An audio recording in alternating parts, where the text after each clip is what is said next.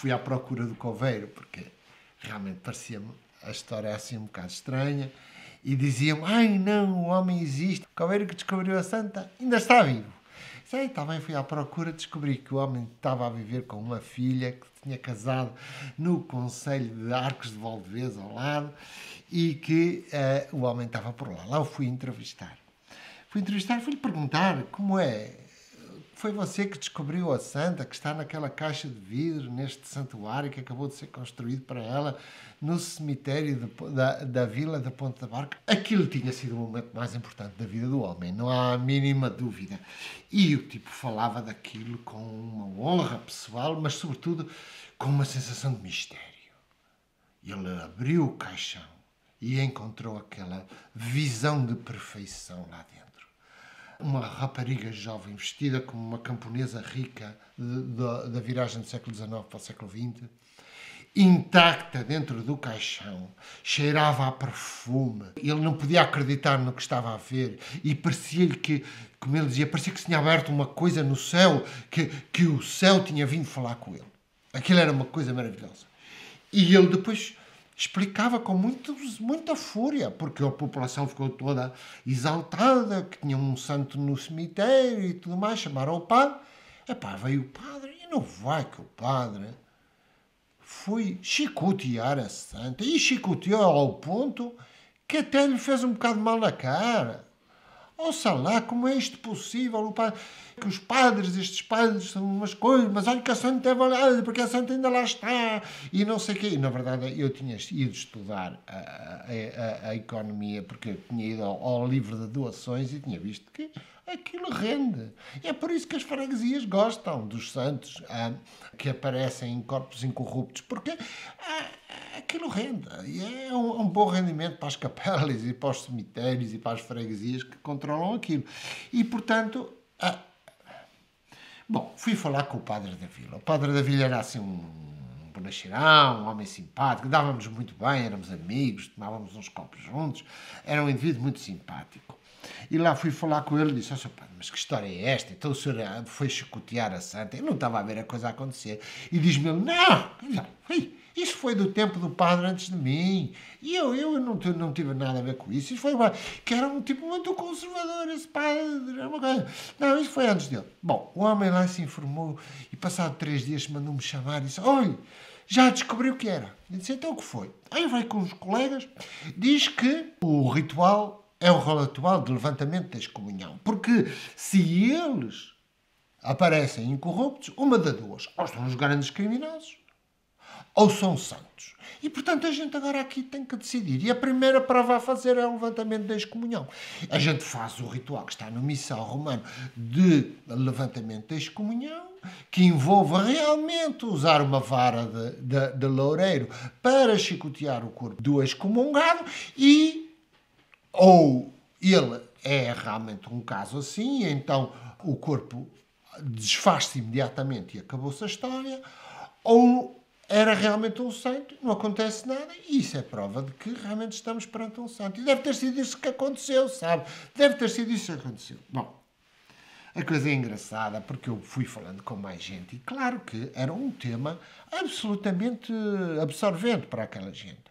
E, por exemplo, no caso da freguesia onde eu vivia, que era perto da vila, uma vizinha minha contava-me que ela tinha estado num sábado a visitar o cemitério, porque elas vão de sábado de manhã, as mulheres, sobretudo as mais jovens das casas, vão visitar o túmulo da casa no cemitério, vão limpá-lo, escovam, põem flores e tal, decoram, que é para no dia seguinte, no domingo, a seguir à missa, toda a gente ir ao cemitério e, portanto, o túmulo da família estar em bom preparo.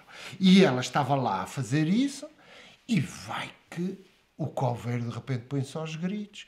Eles vão ver e depararam-se com uma criatura que estava absolutamente intacta. Diz-me a minha vizinha que ela até cores tinha nas bochechas, que estava lindíssima. Tinha sido uma jovem que tinha sido enterrada como virgem. E é engraçado que naquela zona havia uma forma de enterrar as virgens diferente das outras pessoas.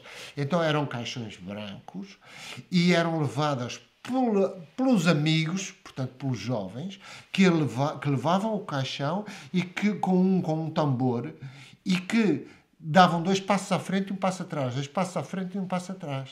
É muito interessante. E tinham-na enterrado assim. E ela estava ainda vestida de noiva, de branco, porque elas enterravam as virgens de branco. E estava intacta. Diz que cheirava a violetas.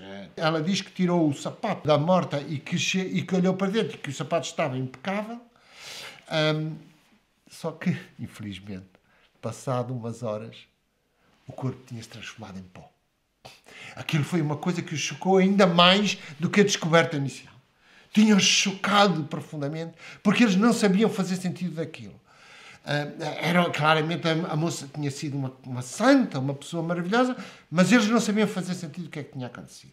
É muito interessante, porque realmente o que sai é que há 2 tipos de incorrupção de mortos que são enterrados. Há 2 tipos. Um é um tipo de mumificação em que as peles secam como se fosse couro. O corpo vê-se que está morto, mas durante algum tempo ainda tem feições bastante reconhecíveis. Passado algum tempo, depois aquilo tudo, com os anos, a coisa seca demais, mas num princípio ainda se vê. E isto está ligado, sobretudo, a zonas muito arejadas, portanto, a cemitérios com arenosos, onde passa ar dentro da terra. O outro caso é o caso da saponificação das gorduras. E este segundo caso era tipicamente um caso desses, em que realmente são, sobretudo, terrenos alagadiços e zonas onde não passa ar, e terrenos exaustos, e gorduras do corpo são saponificadas. O corpo fica como se fosse intacto. Só que depois a exposição ao oxigênio transforma-se em pó. E esse processo para os meus vizinhos era tão chocante como o outro. Entretanto, fui estudando isto, fui observando, fui vendo, porque havia muitos destes santuários por todo o Minho e ainda há, porque as pessoas têm uma relação muito próxima com os mortos da freguesia. E isso é uma coisa muito importante.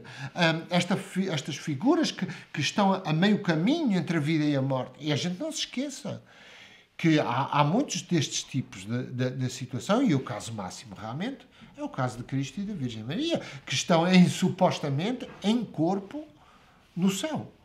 Portanto, esta situação de mediação entre a vida e a morte é muito característica de todo o universo conceptual católico. Mas, neste caso particular, no Minho, esta relação das populações com os cemitérios é uma relação muito intensa. Porque é no cemitério que o corpo da comunidade se verifica. Na verdade é assim, não é na relação entre o cemitério e a igreja. Essa relação entre os vivos rezando em comum e os mortos conjuntos que cria o corpo da freguesia. E essa sensação de coletividade, de pertença, é muito forte. É tão forte que foi realmente uma das grandes lutas dos camponeses contra o Estado moderno. E se vocês pensarem nos anos 1840, a Maria da Fonte foi essencialmente uma guerra pela manutenção dos rituais funerários tradicionais e dessa união entre os corpos, porque o Estado moderno acreditava que os cemitérios faziam mal à saúde e queria pôr os cemitérios longe do centro das aldeias e longe das igrejas, e as pessoas não aceitaram. E essa guerra foi uma guerra ganha pelos camponeses. Depois as guerras políticas que lhe seguiram, não. Mas essa guerra foi ganha, porque século e meio depois ainda se estavam a construir cemitérios no Alto Minho. Cemitérios modernos. Porque as pessoas queriam mesmo enterrar os mortos junto à igreja, porque essa integração entre os vivos e mortos é indispensável para a vida das comunidades.